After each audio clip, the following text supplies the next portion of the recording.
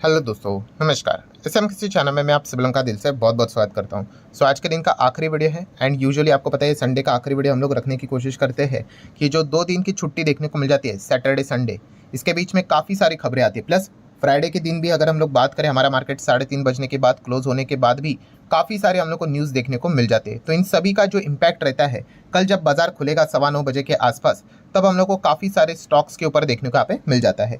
कौन कौन से स्टॉक आप चाहो तो स्टडी पर्पस के लिए अपने रडार के ऊपर रख सकते हो, वो आपके सामने रखना चाहूँगा। कोई रिकमेंडेशन नहीं, बाय करो, सेल करो, होल्ड करो, एवरेज करो करके इन्फॉर्मेशन देने की कोशिश कर रहा हूँ। तो चलिए स्टार्ट करेंगे। सबसे पहले तो भाई फ्राइडे के दिन आपको पता है मार्केट हमारा तो क्लोज हो गया, बट दुनिया भर का बाजार काफ़ी परेशान था। पूरे ग्लोबल मार्केट की अगर हम लोग बात करें दोस्तों, तो लाल निशान छाया हुआ था। आप चाहो तो चेक भी कर सकते हो, हमारा निफ्टी तो है।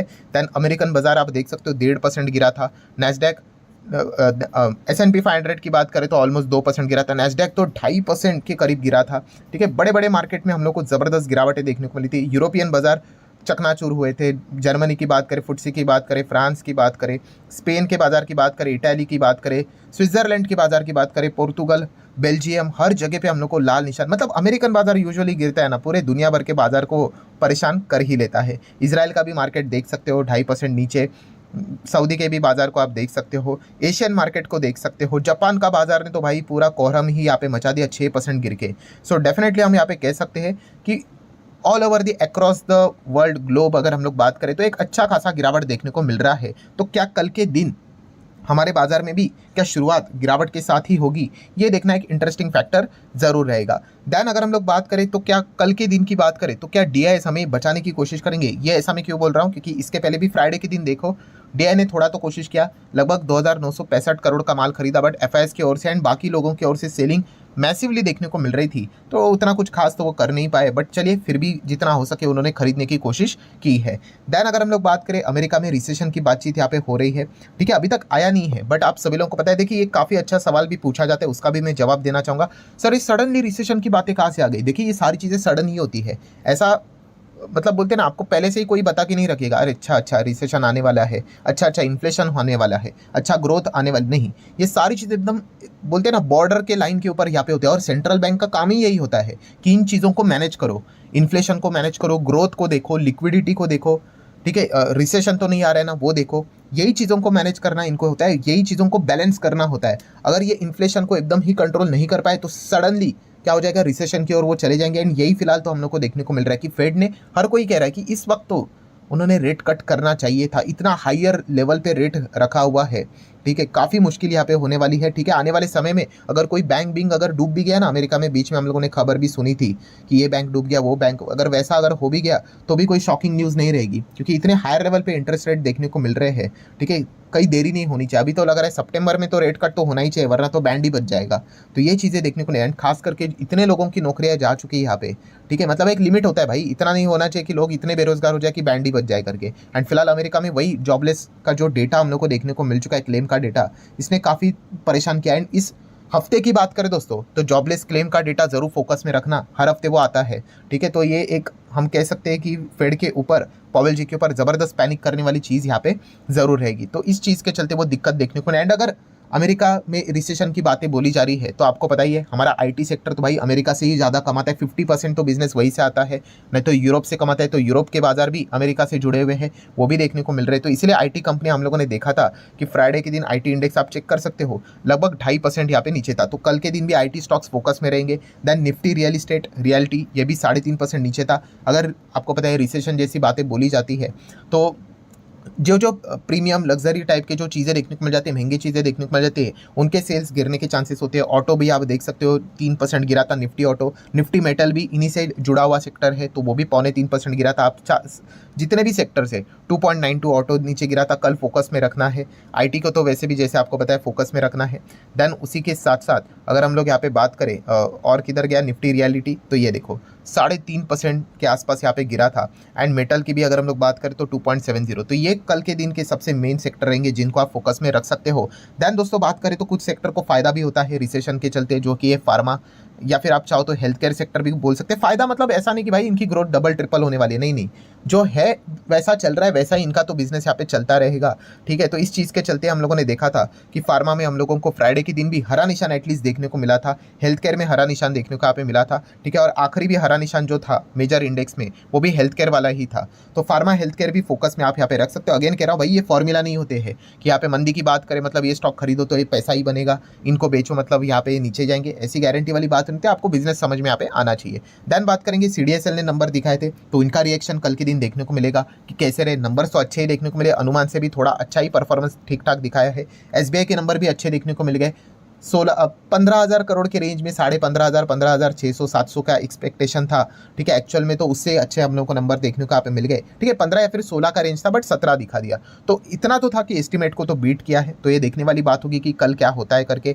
FL के नंबर हम लोगों ने देखे कि 84 का एक्सपेक्टेशन था, 86 दिखा दिया, 87 दिखा दिया, तो थोड़ा बहुत हम कह सकते हैं ओके ओके परफॉर्मेंस दिखाए एस्टिमेशन के हिसाब से। तो ये सारी कंपनियां फोकस में रहेंगी, बट फिलहाल सबसे इंपॉर्टेंट चीज़ यही रहेगी कि बाजार का रुख क्या है, क्योंकि अगर बाजार का मूड खराब हो गया तो फिर क्या अच्छे नंबर क्या बुरे नंबर सभी की पिटाई होती है, ठीक है। आगे बढ़ लेंगे तो HAL का स्टॉक फोकस में रहेगा। HAL में गिरावट आप सभी लोगों को पता ही है कि वो इंजन से रिलेटेड काफ़ी डिले होते हुए देखने को मिला है। इस चीज़ के चलते HAL का भी हाथ बंधे हुए है भाई, ठीक है। वो बॉडी तो बना लेंगे, अंदर का जो इंजन है उसका सप्लाई अगर डिले हो जाएगा तो फिर वो डिलीवरी कैसे दे पाएंगे। एंड इसीलिए अभी वो क्या कर रहे हैं दोस्तों कि अपना जो बैकअप प्लान है कि जो उनके जो यूज्ड इंजन देखने को यहाँ पे मिल रही थी, यूज्ड इंजन उनको वो यहाँ पे इस्तेमाल कर रहे हैं और इसके चलते वो डिलीवरी देना उन्होंने स्टार्ट यहाँ पे किया है। तो डेफिनेटली इस चीज़ के चलते HAL के सेल्स को फटका यहाँ पे लग सकता है। एंड इसी चीज़ के चलते HAL के शेयर हम लोग को नीचे जाते हुए देखने को भी यहाँ पे मिल रहा है। एंड मार्केट तो वैसे भी प्रेशर का पोजीशन यहाँ पे बना के बैठा हुआ है।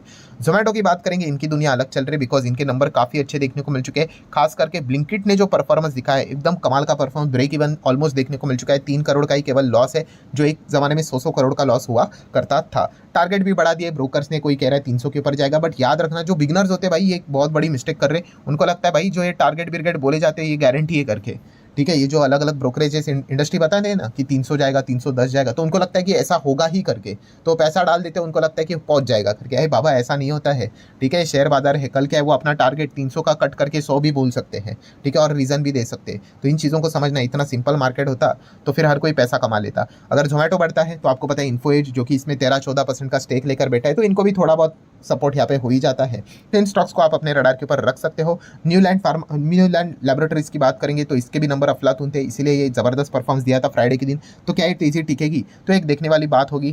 देन अगर हम लोग बात करेंगे भारत सरकार, यस दोस्तों, भारत सरकार एक अलग से कानून लेकर यहाँ पे आते हुए देखने को मिलने वाला है, ठीक है। एक नया कानून हम लोग को, न्यू गवर्नमेंट लॉ हम लोगों को यहाँ पे इंट्रोड्यूस होते हुए देखने को मिलने वाले। किस चीज़ के चलते?